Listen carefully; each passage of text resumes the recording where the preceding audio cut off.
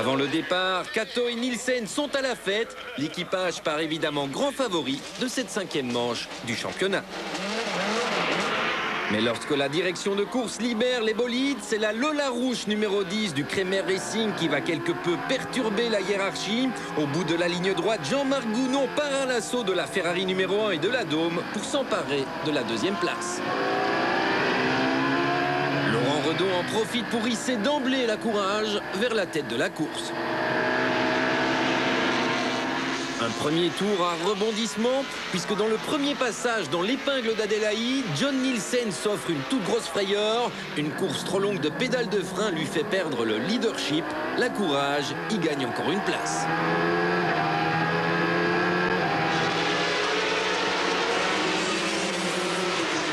Derrière, c'est la grosse bagarre pour la 7e place. La Riley Scott d'Alex Caffi est sous la pression intense de l'Ascari de Werner Lubberger qui profite d'une petite erreur de l'Italien pour passer devant.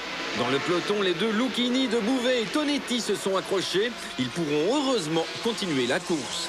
En tête, Gounon précède toujours Pescatori et Bouillon, alors que la Dôme des Polmen perd peu à peu du terrain, toujours suite au mauvais réglage de la pédale de frein.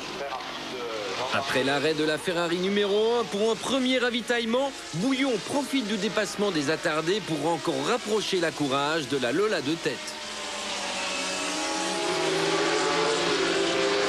Bouillon qui va s'emparer du commandement dès le premier arrêt de la Lola Rouge. L'équipe Pescarolo Sport a en effet adopté une tactique de relais plus long. Une fois en tête, Jean-Christophe Bouillon va accélérer le rythme pour profiter un maximum du ravitaillement précoce de la Lola. Bouillon qui ne peut éviter un léger contact avec la rapier de Mike Millard qui visiblement ne l'avait pas vu débouler. Giovanni Lavaggi, lui, a remonté la Ferrari Judd du team GLV en 2e position après s'être élancé du fond de la grille de départ. Il avait manqué les épreuves qualificatives avec un moteur cassé. La Lola Rouge perd sa 3e place suite à la crevaison du pneu arrière gauche. Jean-Marc Gounon parvient à ramener la voiture au stand, mais la Lola abandonnera peu après. Un arbre de transmission n'a vraiment pas apprécié les fortes vibrations. C'est évidemment tout profit pour Jean-Christophe Bouillon qui prend un tour à la Dôme de Nielsen et Kato. À mi-course, c'est l'abandon pour la Ferrari Judd de Giovanni Lavaggi, boîte de vitesse hors service.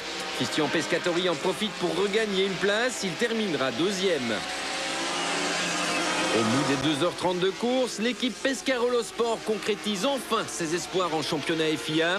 Elle précède la Ferrari de Marco Zadra et Christian Pescatori et la Dôme d'Unblavis d'Hiroki Kato et John Nielsen. En SR2, la victoire revient à la Pilbeam Nissan numéro 61 du Rowan Racing de Warren Carway et Martin O'Connell, devant la Lucchini Alfa Romeo de Denis Ardo et Mauro Prospero. Au championnat pilote, Marco Zadra reste en tête du classement avec 22 points d'avance sur John Nielsen et